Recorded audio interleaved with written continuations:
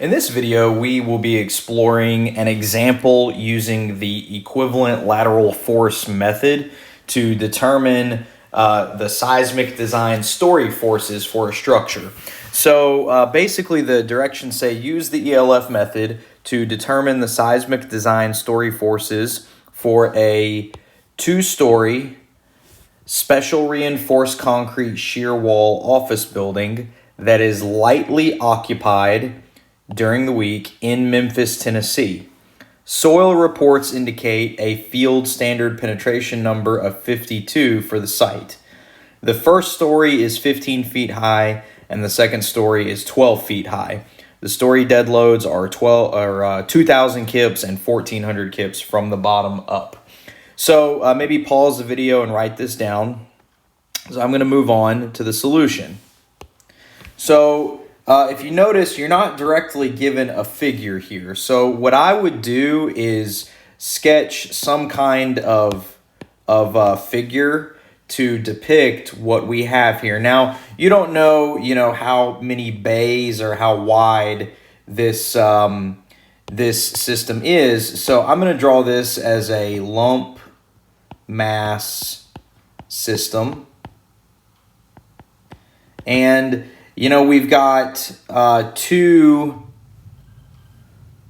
stories here, okay?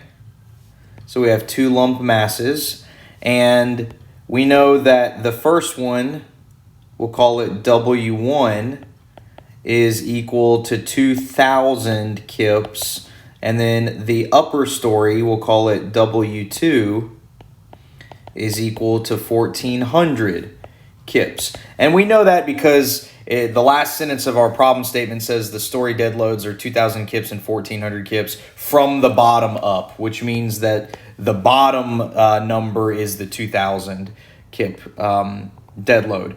And so here we have the first story, which was, was 14 feet high.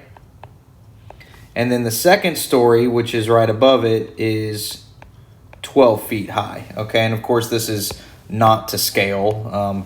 You can see my 14 feet. It does not really look much taller than the 12 feet. This is not to scale, but that's okay. And so the first thing we're going to do, after we've kind of sketched out generally what this looks like, is we're going to refer to the ELF procedure on page 118 of the text. So it would be a good idea if you open up your textbooks to page 118 and you follow this 9-step procedure to execute this kind of problem. So step one says determine the soil site class. Okay, so we're going to make reference to ASCE 7. Okay, so according to ASCE 716, and I'm looking at table 20.3-1, we have a soil site class of what? Well, it's going to be C, soil site class of C, okay? So we're referencing ASCE 7. You could also reference the site class table in the textbook, but how do I know that it's soil site class C? Well, we're going to say since the number, the field penetration number N equals 52, okay? In the problem statement, it said the standard field penetration number is 52 for the site. And if you look at site class C, very dense soil and soft rock, and you go to the third column over, N, if N is bigger than 50 blows per foot, which ours was 52, then it's site class C. So step one is done, okay? So let's go to step two. Step two says determine acceleration values SS and S1. All right, so from here, we're going to go to ASCE 716, and we're going to be looking at figures 22-1 and 22-2, okay? Now, you need to read the figure labels, okay? I'm going to say read fig labels at the bottom of these figures in ASCE 716, okay? And one of them, a figure 22-1, will give you SS. You'll get SS from 22-1, and you'll get S1 from 22-2, okay? Now, these are contour maps. If you're opening up to ASCE 716, again, we're in the provisions, not the commentary. You'll see these are contour maps, so you may have to look very closely, okay, to determine what these values are. So when you look very closely, you should get SS is about equal to 0.8, and S1 is about equal to 0.3. Okay. Now remember, these are fractions of acceleration due to gravity. These are 0.8 and 0.3. That's not the acceleration. It's like a parameter. It's a percentage, if you will, of g. Okay. So what is important is using these parameters. All right. So that's step 2. Step 3 says determine the site modification factors FA and FV, okay? And so here again, you want to open up ASCE 716, and we're flipping around a bit. We're going to be looking at table 11.4-1 and 11.4-2, you know, so maybe pause the video, open up ASCE 7, and go to these tables. All right, 11.4-1 will give you FA, and then 11.4-2 will give you FV, okay? And what you need to do here, you know, for this particular example, these values are easy to read off. But if you have values in between the tabulated numbers, there is a note at the bottom of the table. It says linear interpolation. Linear interp is allowed. Okay, so if you do have a problem where you can't just directly read the values out, you can linearly interpolate in between values. So FA is going to be equal to 1.2, and I'm reading an FV equals 1.5. All right. All right, let's go to step 4. Compute the design acceleration values SDS and SD1. So if you remember, what is SDS equal? Well, if you look back in your notes or you look in the textbook, on page 115, SDS is 2/3 of FA times SS, and SD1 is 2/3 of FV S1, okay? So let's punch these in. So we've got 2/3 times 1.2 times 0.8, and then we're going to have 2/3 times 1.5 times 0.3, and let's see what we get. 2/3 times 1.2 times 0.8, I get 0.64, and then we have 2/3 times 1.5 times 0.3, I get back to 0.3. That makes sense. 2/3 is 1 over 1.5. All right, so we're done with step 4 now. Pretty straightforward, okay? So let's look at what the next step is. Step 5 says determine the structural response modification coefficient R and the importance factor I sub E, okay? So I'm going to say that we're probably in risk category 2, okay? So I'm going to say based on structure usage and occupancy, I'm going to say this is likely risk category 2. Okay. Now, how do you know where to get this importance factor for based on risk category? Well, again, it's in ASCE 7. I believe it's in chapter 1. So let's see if I can get there. There we go. Okay. So I'm going to say ASCE 716. This is table 1.5-2. I'm going to say I sub E is, for risk category 2, the seismic importance factor is 1.00. And again, I have a similar table as this in the textbook as well, but this is how you get it from ASCE 716, okay? We also need the structural response modification factor. That's R. So this is also going to be from ASCE 716. This is going to be table 12.2-1. And I'm going to say you have to look around in that table. How do you get this R value from the table? Well, you have to look at the type of structure you have, right? What is the type of structure? Well, it says we have a special reinforced concrete shear wall. So for that, R is going to be equal to 5 for a special reinforced concrete shear wall. So make sure you're following along with the standard, with the ASCE 7 standard as we're doing this. All right. Step 6, we're coming along. Step 6, calculate the fundamental period TA.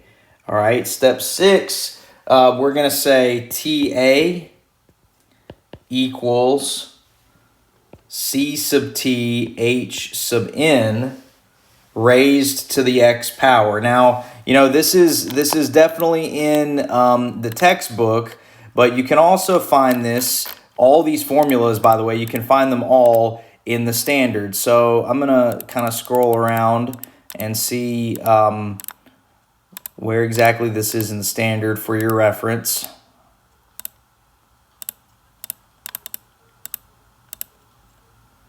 I think it's in chapter 12.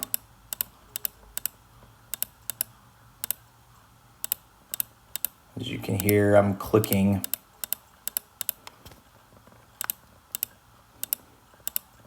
Okay, yes. This is going to be equation 12.8-7 of ASCE 716. So as you can probably tell, you need to be familiar with ASCE 716. Put tabs in your ASCE 7. Put those little tabs in there so you can, kind of mark where these equations are.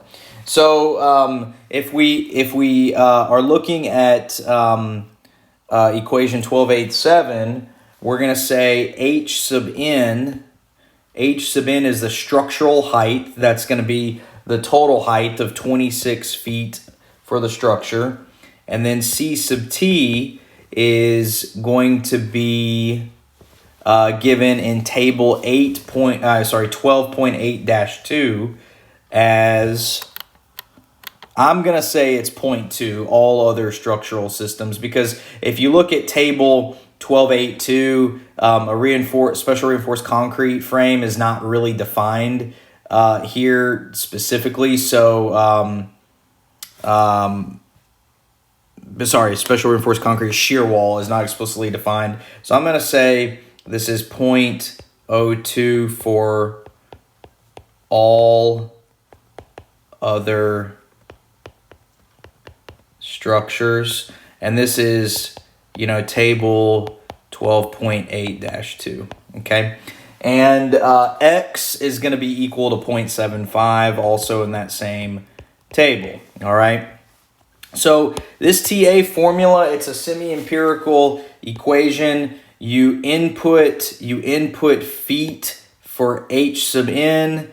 The 0.02 and the X have some empirical units built into it. So you punch this through, and be very careful when you punch this through, but I get about 0.23 seconds. So I'm going to take my own advice and be careful. I'm going to punch this through one more time. 26 raised to the 0.75 power times 0.02. And yes, I still get 0.23 seconds. One more time, just because I don't always trust myself. Yes, 0.23 seconds. And again, you come out with units of seconds here. So that's our fundamental period, TA. Step 7, obtain the long period, TL. Okay? Step 7 is obtain the long period, TL. And so this is going to come from ASCE 716, figure 22-12, and this is a site scenario. So for Memphis, Tennessee and the surrounding area, the long period is 12 seconds. Okay, so that's an easy step. Step 8, this is where we're going to have to do some work.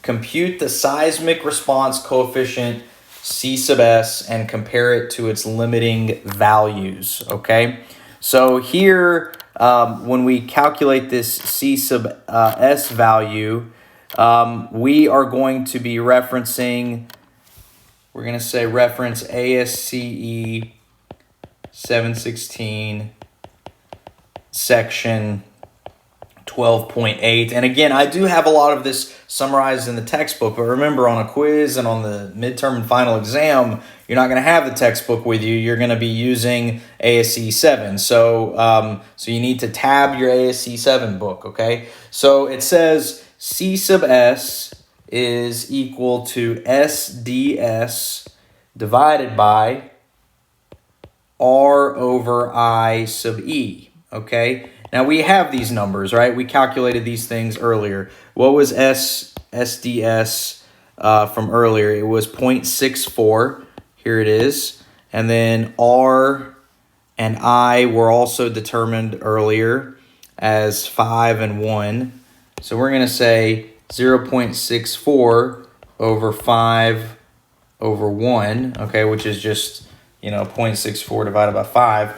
And so this is 0.128, okay? Now, we're not done here. We have to compare and check upper and lower limits, okay? So check upper and lower limits. And again, all of this is found in ASCE 716 section 12.8. It's really on the right side of the page, okay? Right side of the page. So let's look at that. Let's check out the upper limit, okay? Let's check the upper limit first, all right? So it says the value of C sub S shall be computed in accordance with the equation we just did, shall not exceed the following, okay?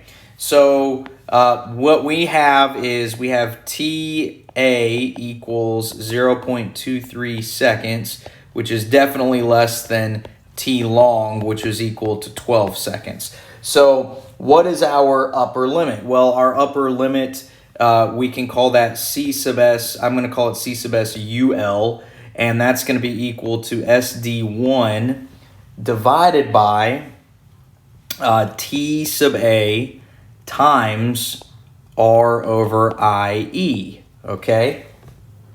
And so we have all these numbers. SD1 was calculated way earlier. That's right here, 0.3, okay? And so we're going to say 0.3 divided by 0.23 times 5 over 1. And we're going to see what that comes out to be. 0.3 divided by 0.23 times 5 in the denominator. So I get 0.261 as my upper limit, okay? Now, so that's the upper limit, okay? That's the upper limit. The next thing we need to check is the lower limit, okay? Check the lower limit. So if we're looking at ASCE 7, it also says C sub S shall not be less than, and then it gives another couple of equations. So we're going to say lower limit. And again, these are summarized in the textbook. C sub s shall not be less than what? So I'm going to say C sub s LL for lower limit is equal to 0.044 SDS times I sub E, but still should be bigger than or equal to 0.01. So it can be kind of confusing here. We have like a lower limit on the lower limit. So I'll maybe make a little note here. This right here is a lower limit on the lower limit, which I think is kind of funny. It also says in ASCE 7, in addition, for structures located where S1 is equal or greater than 0.6 G, there's a second lower limit that you got to investigate as well. So we're going to make a note here. We're going to say additionally, if S1 is bigger than or equal to 0.6, also check equation 12.8-6 as a lower limit. Well, what was our S1? Our S1 was 0.3, okay? So for our example, we're going to say, for this example, S1 was equal to 0.3, so this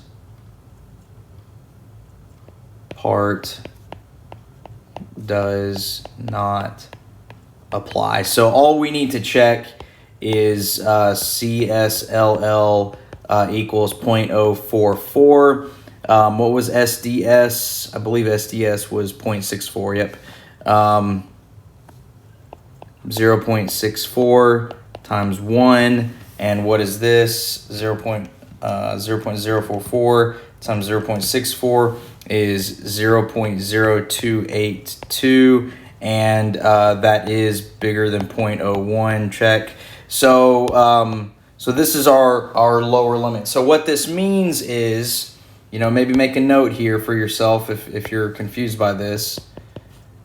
If C sub s is less than C sub s lower limit, use C sub s lower limit.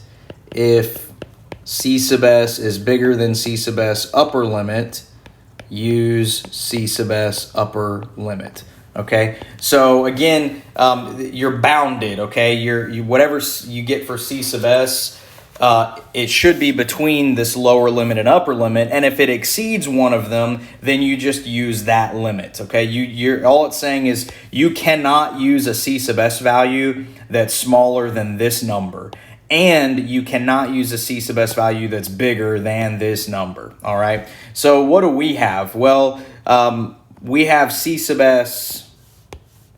For us, our C sub s lower limit is 0.0282. Our actual C sub s value was, I think it was 0.11 something, right? Scrolling up, 0.128. And then the C sub s upper limit was 0.261, right? And so we can use C sub s. Okay, you use the computed C sub s value. All right.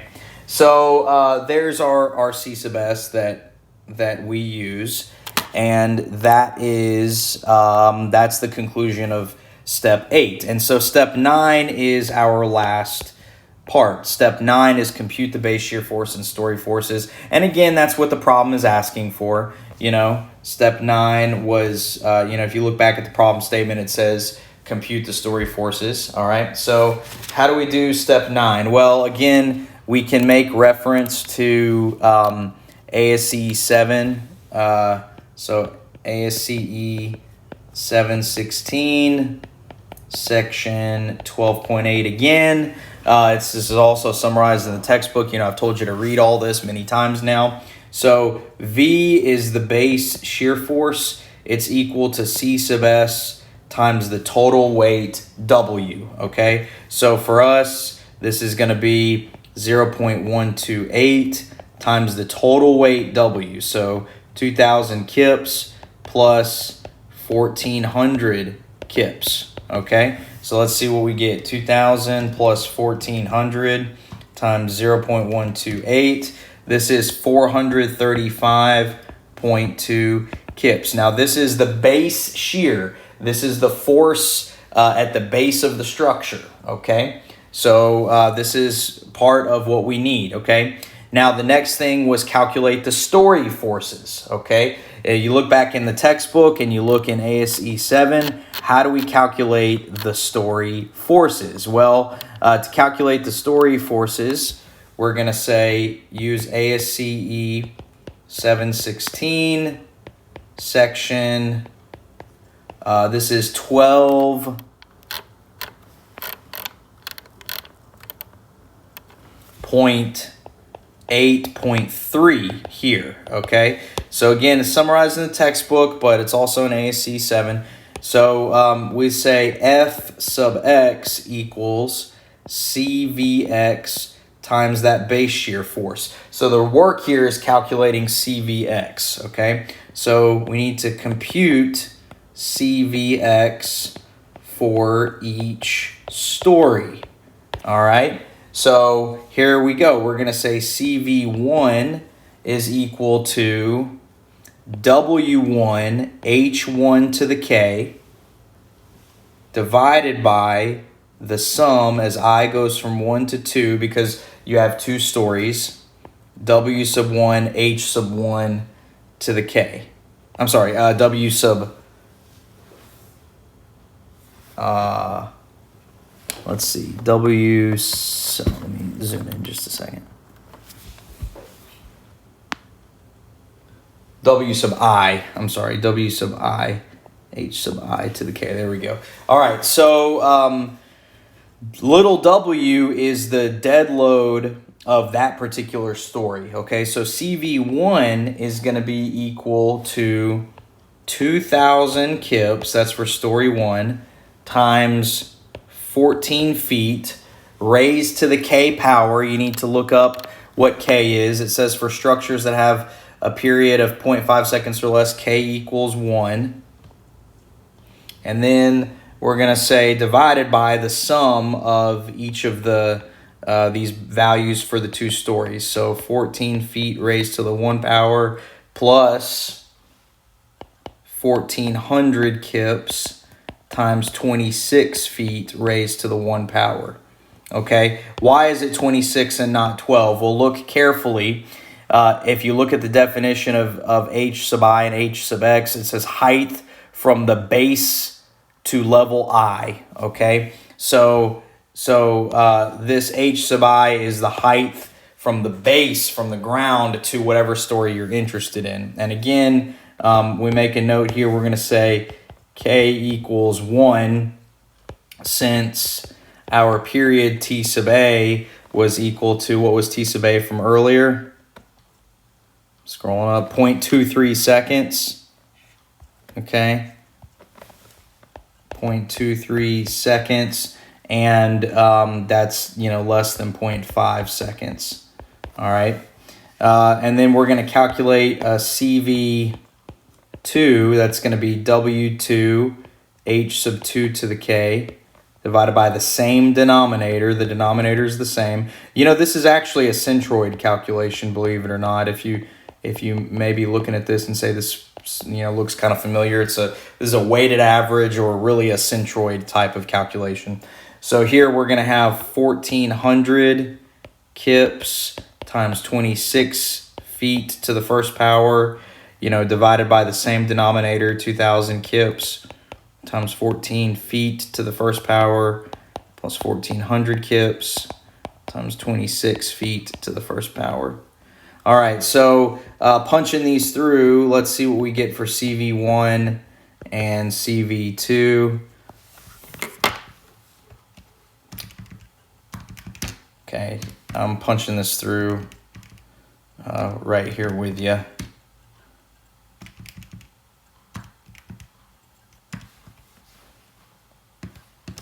Okay, I get, for CV1, I'm getting 0.435, okay? And then for CV2, I'm getting 0.565. Okay, so we're almost done. So that means that the story force, the lateral force F1 is CV1 times the base shear, 0.435 times, what do we get for the base shear? We got 400 something, 435.2 kips.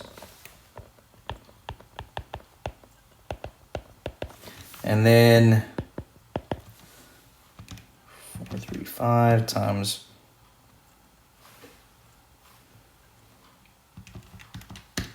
so I get 189.3 kips for F1. And then F2 is CV2 times V. And so I get 245.9 kips, okay? And then you should make a note here, note that by sum of the forces in the x direction equals the base shear. So if you note, F1 plus F2 actually equals V, which makes sense because, you're distributing the base shear based on these two percentages, which should add up to equal 1. So, make a note here. Sum of CV sub I, as I goes from 1 to n, should equal 1.0. Okay, and so if you want to sketch this out, which I highly recommend, you're going to have something like this. All right, and here's your F1 value. Here's your F2 value. And F1 was 189.3 kips. F2 is 245.9 kips. And then the base shear is 435.2 kips. And then, put those dimension lines on there.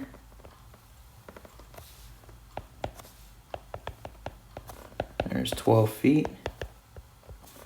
And there's 14 feet. And that's the conclusion of this rather long example.